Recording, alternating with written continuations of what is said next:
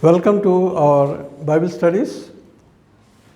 Today we'll be studying evangelism, and we'll be studying lesson number 10. Lesson number 10, evangelism, and our lesson is when we should preach the gospel. దేవునికి వందనాలు చెల్లించుకుందాం. ఈ సాయంకాల వేళ మనము దేవుని సన్నిధిలో చేరి దేవుని స్తుతించుటకు, దేవుని ఆరాధించుటకు, అంతేకాకుండా మరి మన వాక్యము ధ్యానించుటకు దేవుడు చూపిన కృపను బట్టి వందనాలు చెల్లించుకుందాం. అంతేకాకుండా సువార్తీకరణ మనం చదువుకుంటున్నాము. సువార్తీకరణ మన అంశము. ఈరోజు మన పాఠం ఏంటంటే పాఠం 10వ పాఠము, లెసన్ నెంబర్ 10. పాఠం ఏంటంటే సువార్తను ఎప్పుడు ప్రకటించాలి.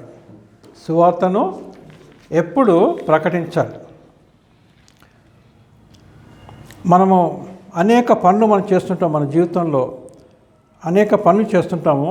ప్రతి ఒక్క దానికి మరి మనము ఎంతో కష్టపడుతుంటాం కదా. మన పనులు చేసుకోవటానికి ఎన్నో మరి మనం ప్లాన్ చేసుకుంటాము, కష్టపడుతుంటాము, చేస్తుంటాం కదండి.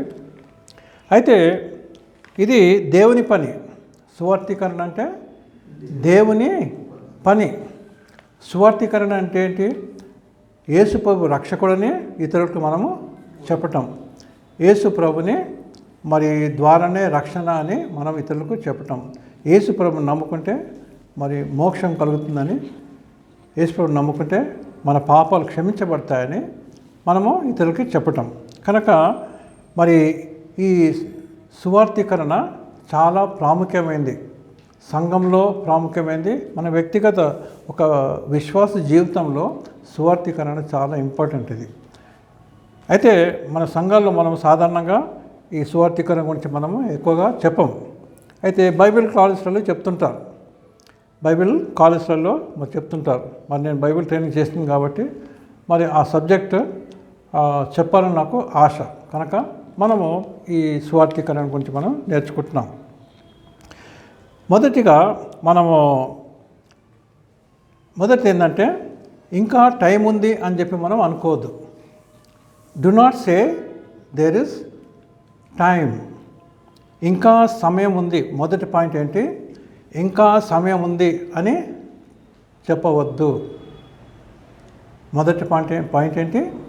ఇంకా సమయం ఉంది కదా. సాధారణంగా మరి పిల్లలకి ఏం చెప్తే పిల్లలు ఏం చేస్తారంటే రేపు చేసుకుందాంలే అంటే, రేపు చేస్తానులే అంటారు కదా. అయితే సువార్తీకరణ అటువంటిది కాదు. సువార్తీకరణ ఏంటంటే మనము మన ప్రభు చెప్పింది ఏంటంటే ఇప్పుడే చేయాలి మీరు కదండి. కనుక ఇంకా టైం ఉంది అని కాదు. మొదటి పాయింట్ ఏంటి? ఇంకా సమయం ఉంది అని చెప్పటానికి వీల్లేదు. యోహాను సువార్త 4వ అధ్యాయము 35, 36, 37, 38 వచనం మనం చదువుకుందాం. యోహాను సువార్త 4వ అధ్యాయము 35 నుండి 38 వరకు. John chapter 4 verses 35 to 38. ఇంకా 4 నెలలైన తర్వాత కోతకాలం వచ్చానని మీరు చెప్పుకుంటారు కదా. ఇదిగో మీ కన్నులెత్తి పొలంలో చూడుడి, అవి ఇప్పుడే తెల్లవారి కోతకు వచ్చుతున్నాయని మీతో చెప్పుస్తున్నాను.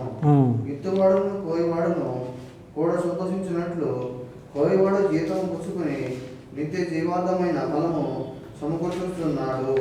విత్తువాడు కోయివాడును మాట ఈ విషయంలో సత్యమే.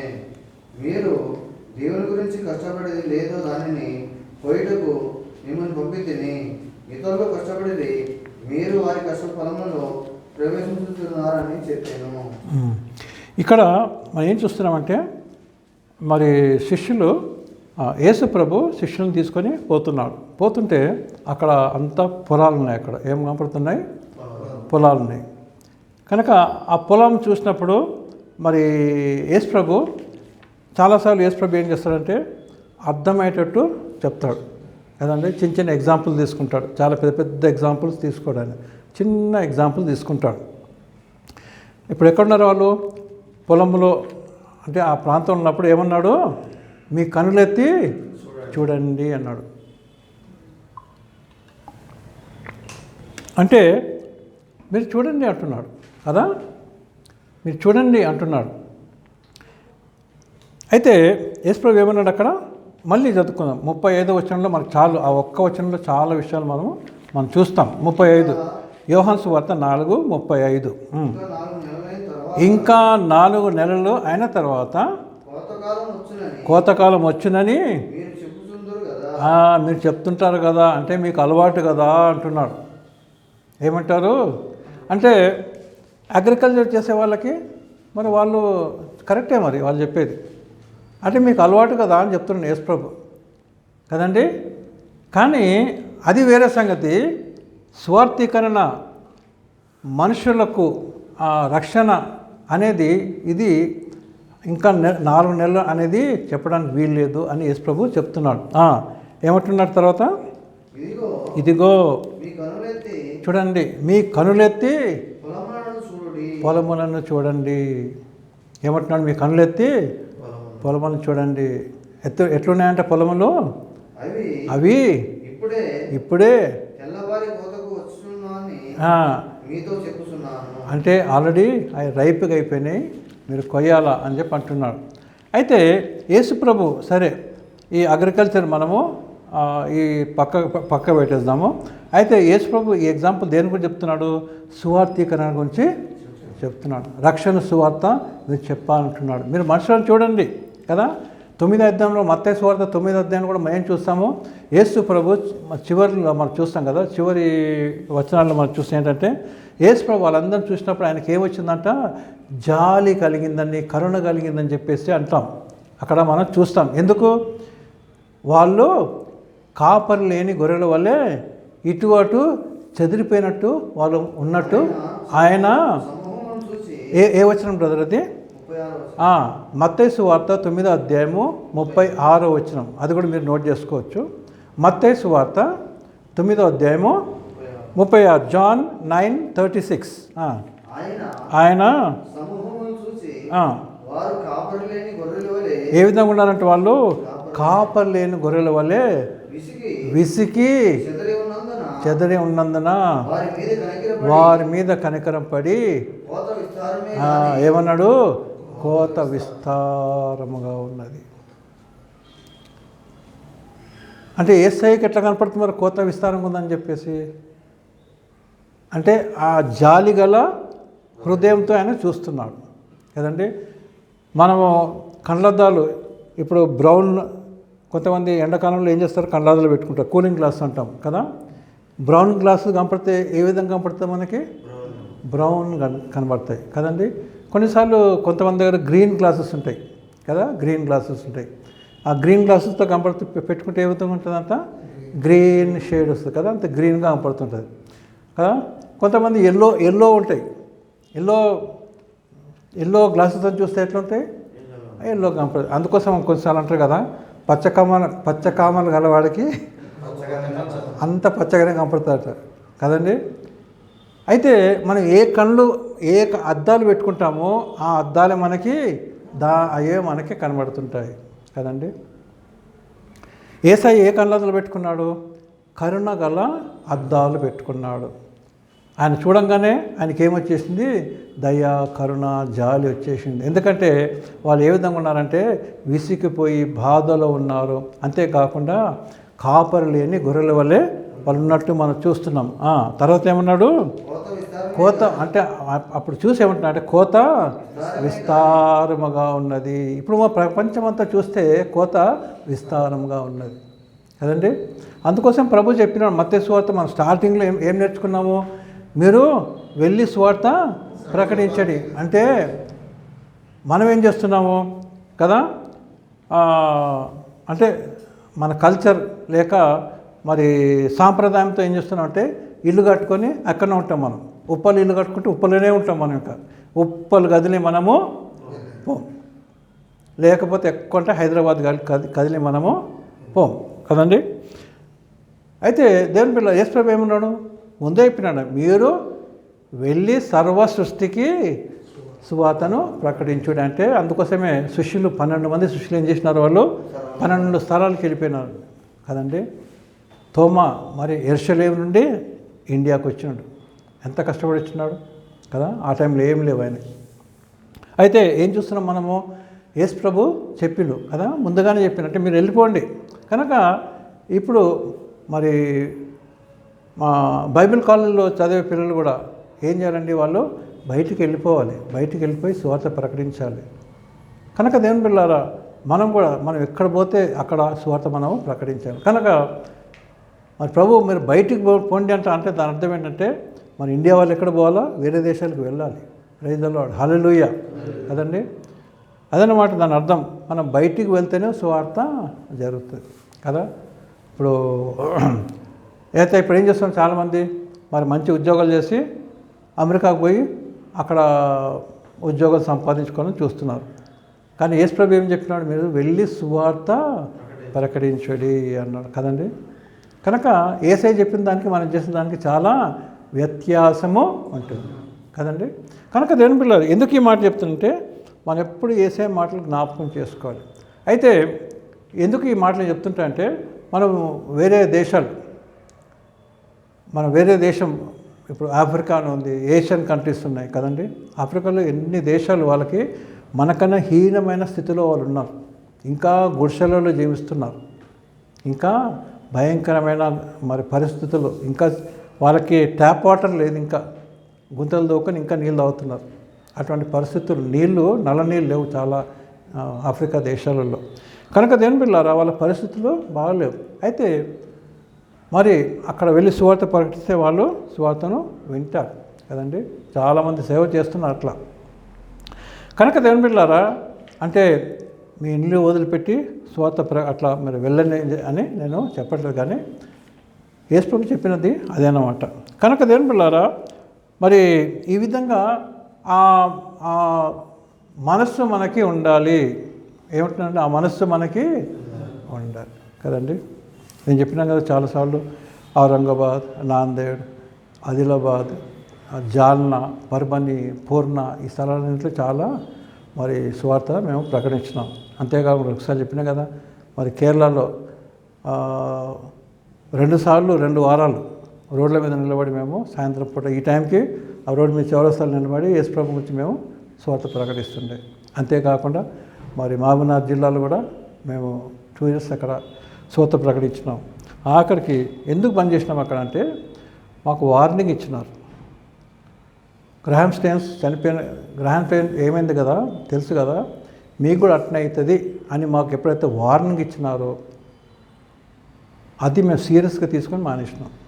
కనుక దేవుని బిడ్డలారా, యేసు ప్రభు ఏమన్నాడు, మీరు జ్ఞానుల వలె ఉండుడి అన్నాడు కదండి. మనం చూస్తున్నాం జరుగుతూనే ఉన్నాయి. కనుక మనము పాముల వలె ఏ విధంగా ఉండాలి, మనము జ్ఞానుల వలె, మన పాముల వలె వివేకము గల వాళ్ళమై పావురం వలె నిష్కపటముగా ఉండాలి. మన హృదయంలో ఏముండొద్దు, ఎవరి మీద మనకు ద్వేషం అనేది ఉండొద్దు. అందరినీ ప్రేమించాలి మనం. ప్రైజ్ ది లార్డ్, హల్లెలూయా. మనం యేసయ్య ప్రేమను మనం చూపించాలి కదండి. కనుక అది మన జీవితంలో ఎల్లప్పుడూ ఉండాలి. మనము క్లెవర్గా ఉండాలి, సిచ్యువేషన్స్ బట్టి క్లెవర్గా ఉండాలి. అందుకోసం యేసయ్య అంటాడు ఒక జాల, ఏమంటాడు, ఏ ఊర్లో అయితే మీ వాక్యం వినరో ఆ ఊరు గవని దగ్గరకు వచ్చేసి మీరు ఏం చేయాలి, మీరు కాళ్ళు దులుపుకొని వెళ్ళిపోమన్నాడు. అవునా కదా? ఎంత జ్ఞానం ఉన్నది దాంట్లో. దాని అర్థం ఏంటంటే ఆ ఊరు మీద వదిలేసండి, వెళ్ళిపోండి. ఇంకా వేరే ఊర్లు చాలా ఉన్నాయి, వేరే పట్టణాలు చాలా ఉన్నాయి, వేరే దేశాలు చాలా ఉన్నాయి కదండి. యేసయ్య మాటలు మనకు చాలా గ్రహిస్తే మనకు చాలా మేలు కదండి. అయితే దేవుని పిల్లారా, మరి సరే యేసే మరి ఏమన్నాడు అక్కడ మత్తయి సువార్త 9వ అధ్యాయము, కోత విస్తారం ఉన్నది, పనివారు ఏమున్నారంట, ఏ విధంగా ఉన్నారు, కొద్దిగా ఉన్నారు పనివారు. అప్పుడు కొద్దిగానే ఉన్నారు, ఇప్పుడు కూడా కొద్దిగానే ఉన్నారు కదండి. అయితే మనం ఏం చేయాలంట, కనుక తన కోతకు పనివారిని పంపవాలని కోత యజమానిని వేడుకోవాలి మనం. అంటే ప్రార్థన చేయాలి, అయ్యా సేవకులను పంపించండి, అయ్యా సువార్థికులు పంపించండి అయ్యా అని చెప్పేసి మనము ప్రార్థన చేయాలి. దేవుడు మన ప్రార్థన వింటాడు. మనం వినలేకపోతే మనం ప్రార్థన చేయాలి. అదన్నమాట. మనం వినలేము, మన వయసును బట్టి పరిస్థితులను బట్టి మనం వినలేము. మనం ఏం చేయాలి? ప్రార్థన చేయాలి. ప్రభా ఇది ఇంత కోత విస్తారంగా ఉంది నాయన, నువ్వు పంపి నాయన, నువ్వు పంపి ప్రభా అంటే దేవుడు ఏం చేస్తాడు?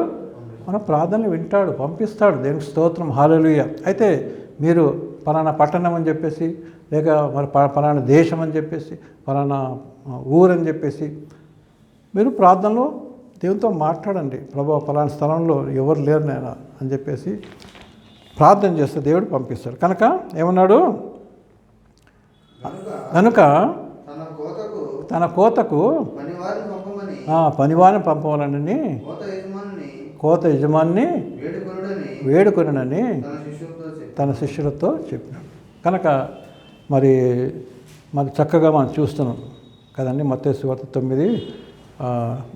9:46 కదండి. ఓకే, ఇప్పుడు మనం మళ్ళీ జాన్ 4:35కి వద్దాం.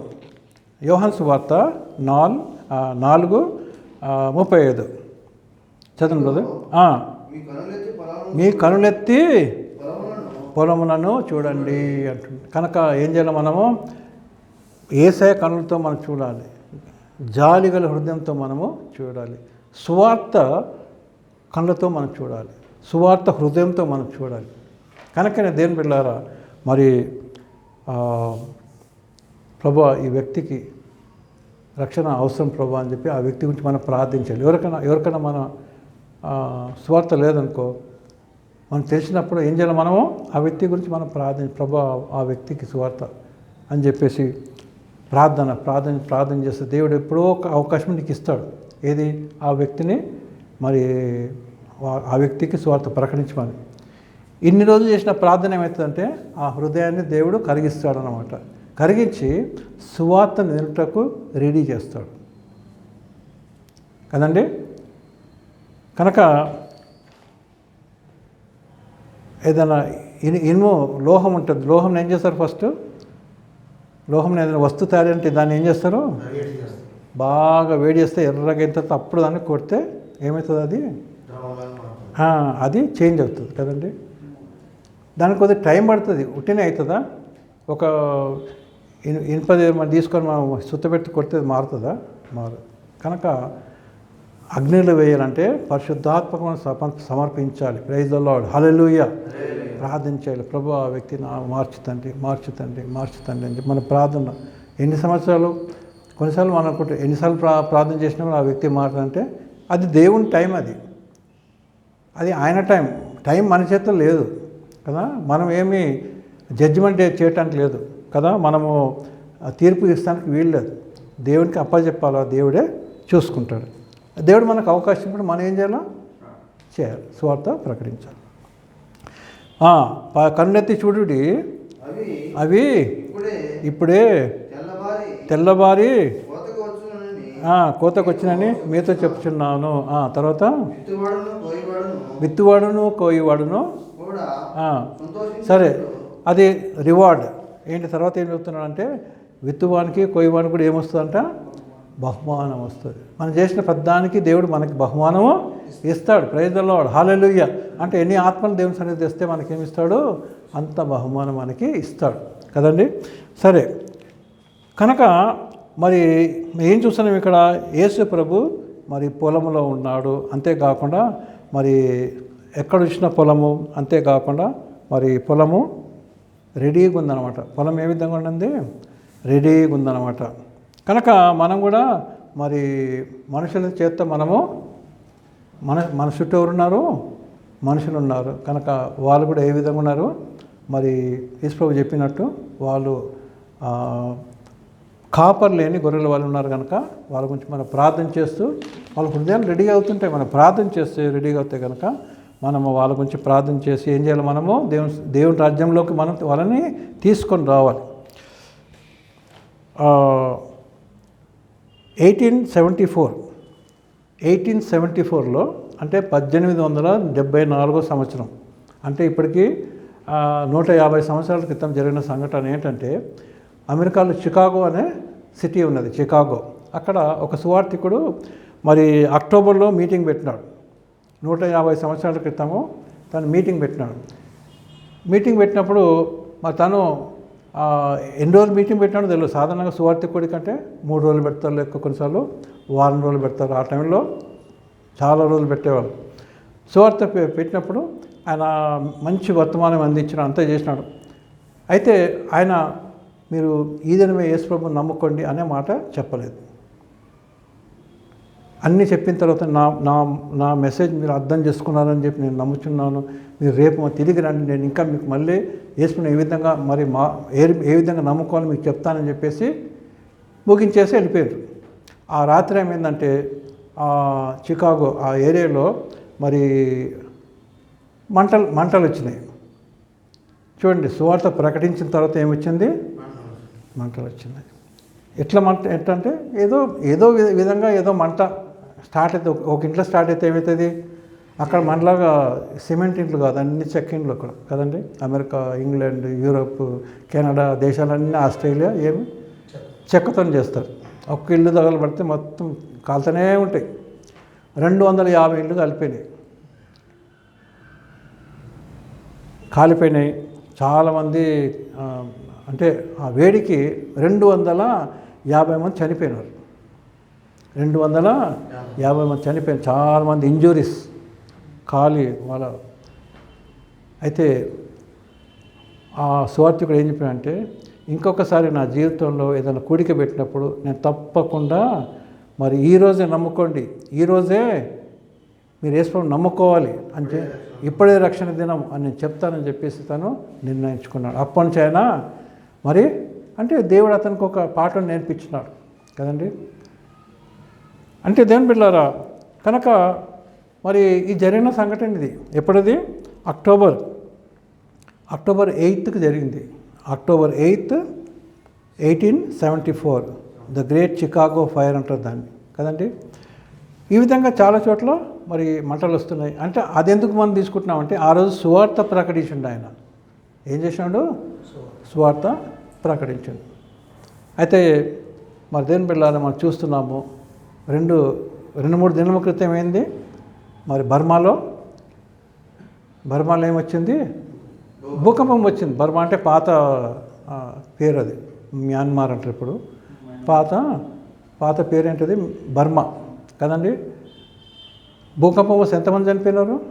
200 దాటిపోయింది. ఇప్పుడు ఇంకా ఎతుకుతున్నారు, అన్ని క్రేన్స్ పెట్టి అన్ని తీస్తూ ఉంటే ఇంకా డెడ్ బాడీస్ దొరుకుతున్నాయి. 2100 దాకా వచ్చేసింది ఇప్పుడు. చూడండి, వీళ్ళందరికీ ఏం లేదమ్మా చెప్పండి, రక్షణ లేదు. అదేనమాట మనం అట్లా మరి సువార్త మనం పోవట్లేము, కానీ చాలా దేశాలు సువార్త ప్రకటిస్తున్నారు, వీలైన వాళ్ళు వెళ్తున్నారు. కనుక మనం ఏం చేయాలి? ప్రార్థించాలి. ప్రభువా, పలానా దేశంలో సువార్త ప్రకటించబడాలి నాయన, అక్కడ నీ సువార్త, నీ సేవకులను పంపించిన ఆయన అని మనం ప్రార్థన చేయాలి. కనుక మనము అనుకోవద్దు, ఇంకా 4 నెలల తర్వాత నేను సువార్త సేవ చేస్తా, ఇంకా నెక్స్ట్ ఇయర్ నేను చేస్తా. అదేనమాట యేసు ప్రభు చెప్పినాడు. ఇంకా 4 నెలలు ఉన్నందే మీరు అంటారు కదా అన్నాడు. ఏమన్నాడు? ఇంకా 4 నెలలు ఉన్నాయి కదా అని మీరు అంటారు, మీకు అలవాటు కదా అని చెప్పేసి ప్రభు ఆ మాట అన్నాడు. కనుక మనం కూడా అలవాటు చెప్పినా నేను తర్వాత పోతా, తర్వాత చేస్తా అని కాదు, ఇప్పుడే కదండి. మనం ఇప్పుడే చేయాలని చెప్పి మనం నేర్చుకుంటున్నాం. మొదటి పాయింట్ ఏంటి? ఇప్పుడు టైం కాలేదు అని చెప్పి అనుకోవద్దు అన్నమాట. మొదటి పాయింట్, సమయము కాలేదు అని చెప్పి, ఇట్ ఈస్ నాట్ టైం అని డోంట్ థింక్ అని యేసు ప్రభు చెప్పినాడు. రెండో పాయింట్కి వద్దాం. రెండో పాయింట్ ఏంటంటే, సమయమందును అసమయమందును సువార్త ప్రకటించు. In season and out of season. Preach the gospel in season and out of season. 2 Timothy 4వ అధ్యాయము 2వ వచనం చదువుకుందాం. 2 Timothy 4th chapter verse 2. 2 Timothy 4వ అధ్యాయము 2వ వచనం.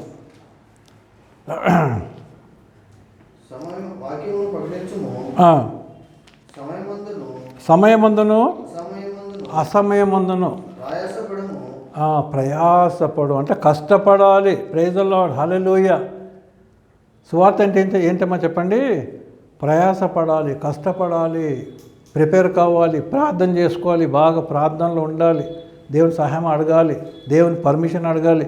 అంతేకాకుండా మనం ప్రిపేర్ అయ్యి ఏ వాక్యం చెప్పాలి, ఏ విధంగా చెప్పాలి అని మనం రెడీ అయిన తర్వాత మనము పోవాలి. అదన ప్రయాసపడాలి.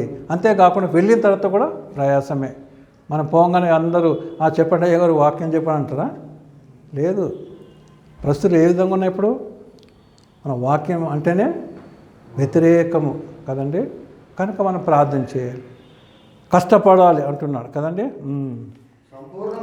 సంపూర్ణమైన దీర్ఘశాంతముతో సువార్త ప్రకటించే మనకి ఏముండాలి? శాంతం ఉండాలి, దీర్ఘశాంతం కదండి.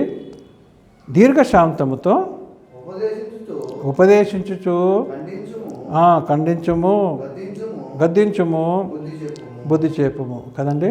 కనుక దేని పిల్లారా ఈ సరే ఇంకా చాలా ఉంటాయి. 2 తిమోతి 4:2 మనం చదువుకున్నాం కదా. కనుక మనకి ఇది మంచి సమయం, నేను సువార్త ప్రకటిస్తా,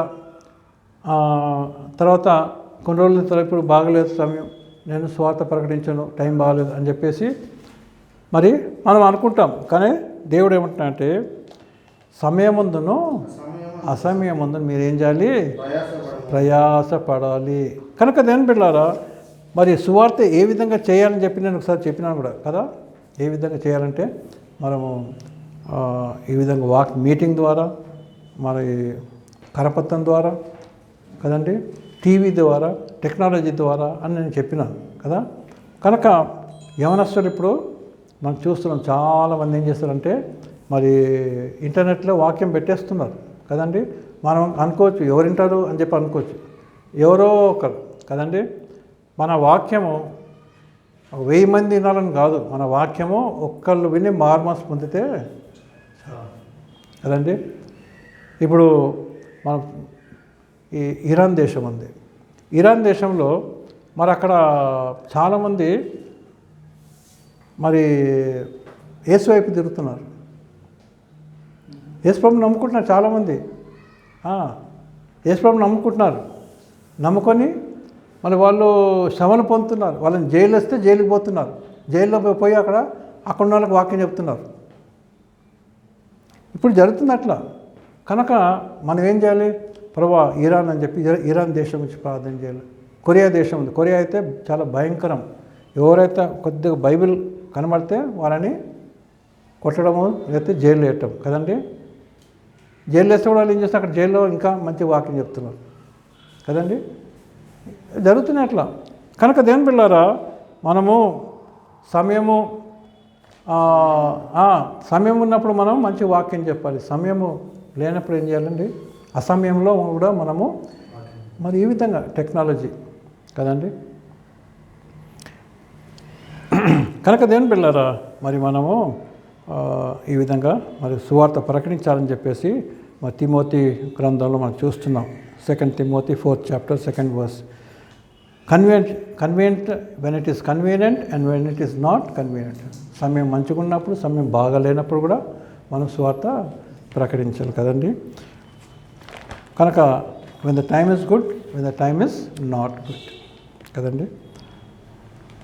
కనుక దెన్ ఒకటి ఏంటంటే మనం ఆ సువార్త హృదయం మనకి ఉండాలి. ఏముండాలమ్మా చెప్పండి? ఎవాంజలిస్టిక్ మైండ్ మనకు ఉండాలి. ఎవాంజలిస్టిక్ మైండ్ మనకి ఉండాలి కదండి. అందుకోసం లాస్ట్ టైం ఒక మాట చెప్పిన స్టార్టింగ్లో కదండి, we should have a life style evangelism. Life style అంటే మరి యవనస్తులు కొంతమంది వాళ్ళ లైఫ్ స్టైల్ ఉంటుంది కదండి. కొంతమందికి వేరే వేరే లైఫ్ స్టైల్స్ ఉంటాయి. పొద్దున్న లేచి వాకింగ్ పోవటము, లేకపోతే వాళ్ళ ఫుడ్ హ్యాబిట్స్ అంతా వేరేగా ఉంటుంది కదా. అంతే ఒక సిస్టమేటిక్గా వాళ్ళు పోతుంటారు కదండి. మనకే విధంగా దేవుని బిడ్డలకు ఏ విధంగా ఉండాలా? మనకి పౌలులాగా ఉండాలి. నేను లాస్ట్ టైం చెప్పిన కదా, ఆయన గ్రీస్ దేశంలో మరి ఆయన మరి ఆ పట్టణంలో పోయినప్పుడు ఏం చేసినాడు అక్కడ? మరి చాలా దేవుళ్ళు చూస్తాడు అక్కడ కదండి. గ్రీస్ దేశము మరి దేవతలు కదా, వాళ్ళ దేవతలు వేరే. గ్రీస్ దేశంలో వాళ్ళ దేవతలు వేరే, రోమా వాళ్ళ దేవతలు వేరే కదండి. అయితే ఆయన చేస్తాడు, అన్నీ చూస్తుంటే ఏం కనపడుతుంది ఆయనకి? తెలియని దేవుడు అని చెప్పేసి ఒక చిన్న దేవాలయంలాగా ఒక బలిపీఠం కడతారు కదండి. అయితే ఆయన ఏం చేస్తాడు? అయ్యలారా, మీరు చాలా సంతోషం, మీరు ఇట్లా పెట్టినారు, ఇది తెలియని దేవుడిని గురించి మీరు ఆయనకు కూడా ఒక బలిపీఠం కట్టినారు, ఆయనను కూడా మీరు ఆరాధిస్తున్నారు అని చెప్పేసి ఆయన ఆ అవకాశం తీసుకొని ఏం చేస్తాడు? యేసు ప్రభుని అంటే సృష్టికర్తను ఇంట్రొడ్యూస్ చేస్తాడు. నేను లాస్ట్ టైం చెప్పినా కదా, సృష్టికర్తను ఇంట్రొడ్యూస్ చేస్తాడు కదండి. సజీవ దేవుడిని ఇంట్రొడ్యూస్ చేస్తాడు, సృష్టికర్తను ఇంట్రొడ్యూస్ చేస్తాడు, జీవం గల దేవుడిని ఇంట్రొడ్యూస్ చేసి వాళ్ళకి సువార్త ప్రకటించినప్పుడు కదండి వాళ్ళు తెలుసుకుంటారు, ఓ యేసు ప్రభు రక్షకుడా అని చెప్పి తెలుసుకుంటారు. కనుక అది పౌలు భక్తుడు ఏ విధంగా అటువంటి అవకాశాలతోనూ మరి తీసుకున్నాడో మనం చూస్తున్నాం. అయితే మరి మనము సువార్త ప్రకటించాలి. ఎప్పుడండి? సమయము. అయితే ఆ సమయం ఎప్పుడంటే ఈరోజే అని హీబ్రూ పత్రికలో 4వ అధ్యాయం 7వ వచనం చూస్తాం. Hebrew chapter 4 and verse 7. Hebrew chapter 4 and verse 7. Hebrew పత్రిక 4వ అధ్యాయము 7వ వచనం మనం చూస్తాం. ఏంటంటే మరి ఇదే సమయం కాగా ఎవరో కొందరు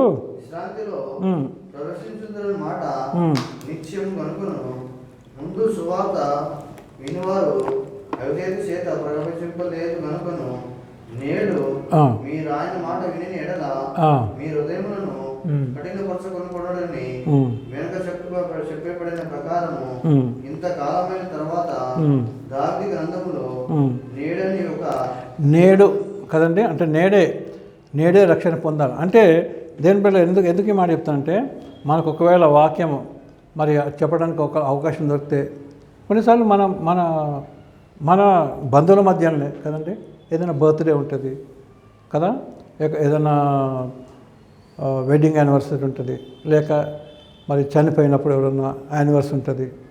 అప్పుడు కూడా మనము అవకాశం దొరికితే అవకాశం కోసం ఎదురు చూడాలి. మనం ఎప్పుడు అది గుర్తుపెట్టుకోవాలి. అవకాశం కొరకు మనము ఎదురు చూడాలి, రెడీగా ఉండాలి కదండి. మరి కొరింథీ సంఘానికి రాస్తూ 15వ అధ్యాయంలో వారు నేను చెప్పిన సువార్త అని మొదలు పెడతాడు కదండి. 15వ అధ్యాయంలో మొదలుపెట్టి మొత్తము దాంట్లో మరణము గురించి కదండి, శరీరం గురించి, జీవము గురించి కదండి, ఇవన్నీ చాలా విషయాలు చెప్తే ఏమిటంటే రక్త మాంసములు దేవుని రాజ్యంలో ప్రవేశింపవు అని చెప్పేసి ఒక మాట చెప్తాడు కదా. అంటే మరి ఏం చెప్తుంది పరలోక రాజ్యంలో? మన ఆత్మ, మార్మోస్ పొందిన ఆత్మ అక్కడ పోతుందని చెప్పేసి ఆ మాట తీసుకుని మనం సువార్త ప్రకటించేది. అంటే ఎక్కడ అవకాశం దొరికితే అక్కడ మనము సువార్త ప్రకటించాలి. కనుక దేవుని బిడ్డలారా, 2 కొరింథీ 6వ అధ్యాయం 2వ వచనం చదువుకుందాం. 2 Corinthians 6 chapter 2nd verse.